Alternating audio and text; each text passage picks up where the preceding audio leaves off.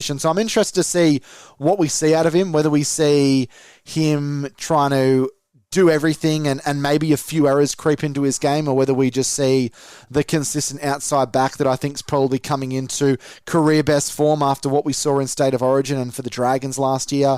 And same with Gutherson as well. Gutherson might be a little bit more level-headed as he's an older player and has probably been able to digest what happened and understand what happened at Parramatta. But I'm kind of interested to kind of get your thoughts on that, if that plays a big part in the game, these storylines, or whether it will be business as usual for both Lomax and Gutherson once the whistle sounds at about 3:05 out at Parramatta on Saturday.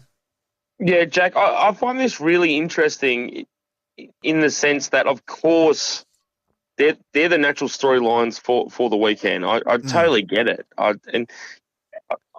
wonder when Lomax, he signed so early last year with Parramatta, and Parramatta was still at that time considered that there was no chance when Lomax signed with Parramatta that he would have thought that Parramatta would be so low to start the year. Where Gutherson happened so late, he probably thought when Lomax signed with Parramatta, Gutherson probably thought he was going to be playing with Lomax.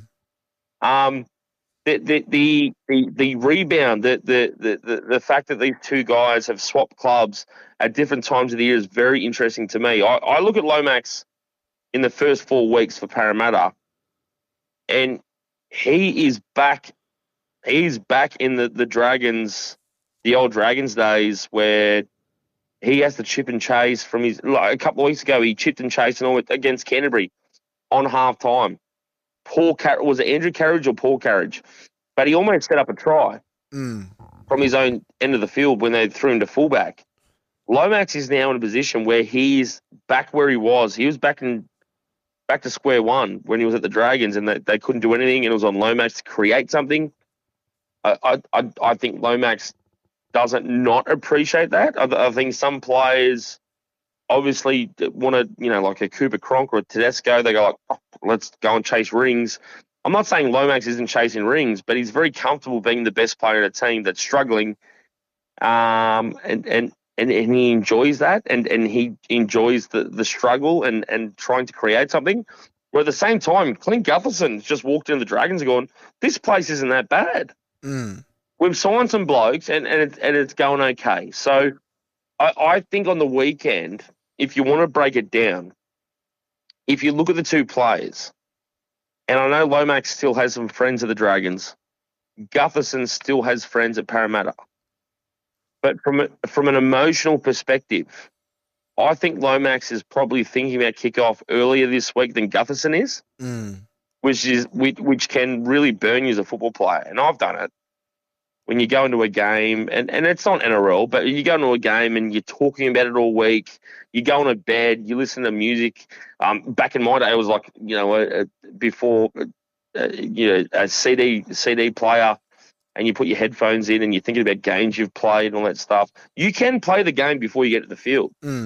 I think Gutherson, the way he carries himself, he knows the best way to give some payback to Parramatta is to keep this week as normal as possible and let it fly on Saturday.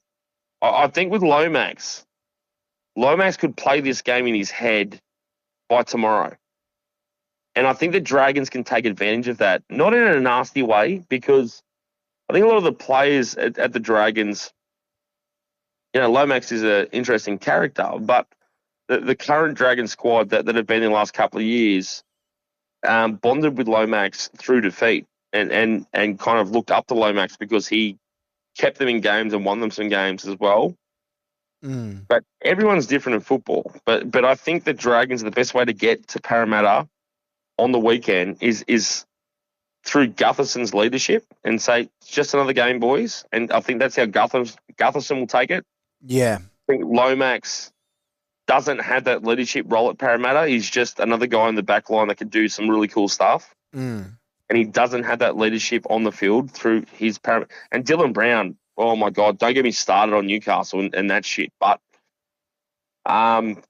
Parramatta don't have the on-field leadership to say it's just another game. But I think if Lomax if a couple of things go wrong for Lomax on the weekend, really quickly, that's a death spiral for Parramatta and for Lomax. And I hate to say it because you sound like you're a Lomax fan and maybe you should have never gone.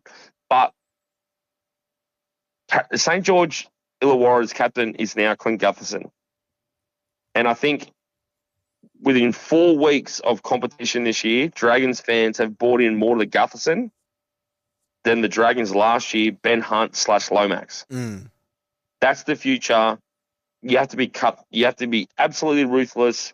And if Lomax stuffs up a couple of times in a row and Parramatta are down, you go for the jugular. You keep playing your football. You don't go to him and rub him on the head, but you play football and take him out of the game by scoring more points on the back of whatever he's trying to do. But it is a big story, Jack, 100%. Like that's a lovely story for people like me who like to write stories. But there's a lot of juice in that meat. But I think, just like I said before, Gutherson is too much of a professional to even go on record and say, you know what, Parramatta done wrong by me. He's just going to play like he did last week, the week before, and that's his payback to Parramatta. And I think emotionally, someone like Lomax, if it doesn't go right really quickly, he can lose the game or he can fall out of the game, and that's how you take advantage of that. You just keep going. Just go and go and go. I could see 50 on the weekend, Jack, to be honest. Oh, Kurt, going off early, mate. But Jack, I'm not just saying that for the sake of it, for a clickbait. I'm saying it because of what I've been saying since round one. This is not Parramatta of old. This is a Parramatta that is 0-4. They don't know what they're doing. They're relying on Lomax. And the way to get Parramatta and get to Lomax, pressure, play your football, dominate the middle, and squeeze him out of the game and let him make his own mistakes. Yeah. And when I look at both sides,